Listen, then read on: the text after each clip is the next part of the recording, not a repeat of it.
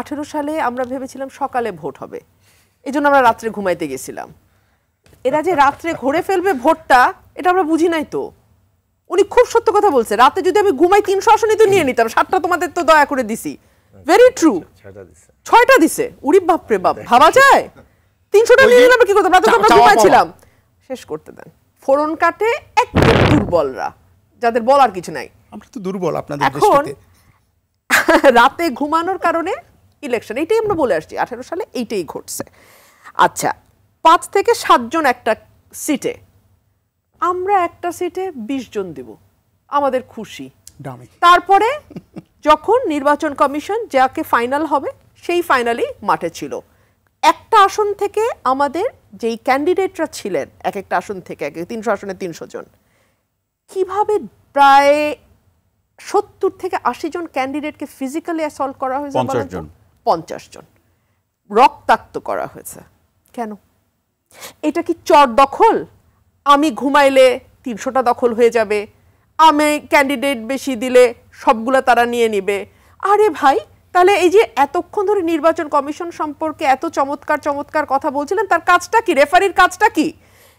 নির্বাচনের মাঠে যদি রাত জেগে আমার ভোট কেন্দ্র পাহারা দিতে হয়, না হলে ভোটে বাক্স সকালের মধ্যে পূর্ণ হয়ে যায়, তাহলে জেলেনস্কির কায়দায় মাঠে থেকে যুদ্ধের প্রস্তুতি নিতে হয়। এই যে এই সিইসি বলছে শপথ নেওয়ার পরে বিরোধী দলকে জেলেনস্কির মতো মাঠে থাকতে হবে।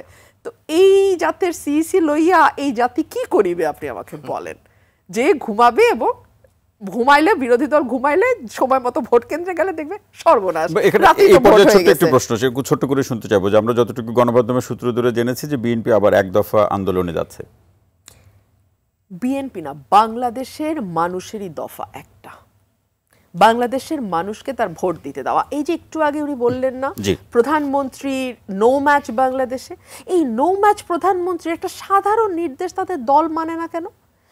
বারবার বারবার বারবার সাধারণ সম্পাদক বললেন যে কোনো স্বজন দাঁড়াতে পারবে না। আচ্ছা, এই নির্দেশনাটা আসলো কখন? যখন পলকের শ্যালক আওয়ামী লীগের আরেক প্রার্থীকে তুলে নিয়ে বেদম মারধর করলেন।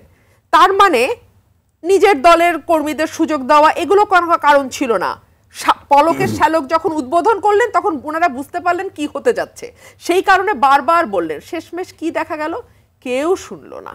শেষমেশ স্বজনের সংখ্যা সংকুচিত করতে করতে শুধু স্ত্রী এবং কন্যা সন্তান, পুত্র সন্তানদের মধ্যে আনা হলো।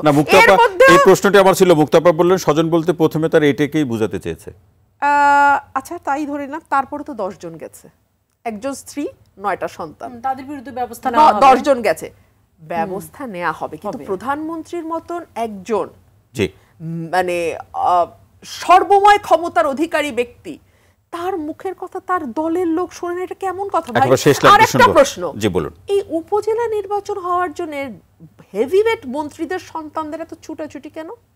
সম্ভবত উত্তরটা আপনি শুরুতেই দিয়েছেন, 18,000 গুণ পর্যন্ত সম্পদ বাড়ানো। এটা কি আপনার শেষ লাইন? এই দেশটাকে, এই মানচিত্রটাকে না মোটামুটি খুবলে খাওয়ার একটা মানে শেষ লাইন হিসেবে কিছু যোগ করবেন কিনা? বন্দোবস্ত তারা শেষ লাইন হিসেবে কিছু যোগ করবেন কিনা? শেষ লাইন হিসেবে একটা কথা বলবো, আমাদের যে যুদ্ধটা, এই যুদ্ধটা আসলে দেশের মানুষের, 17 কোটি মানুষের, এবং মানুষ বুঝতে পারছে যে এটা আসলে এইভাবে যদি চলতে থাকে কারোর কোনো অধিকার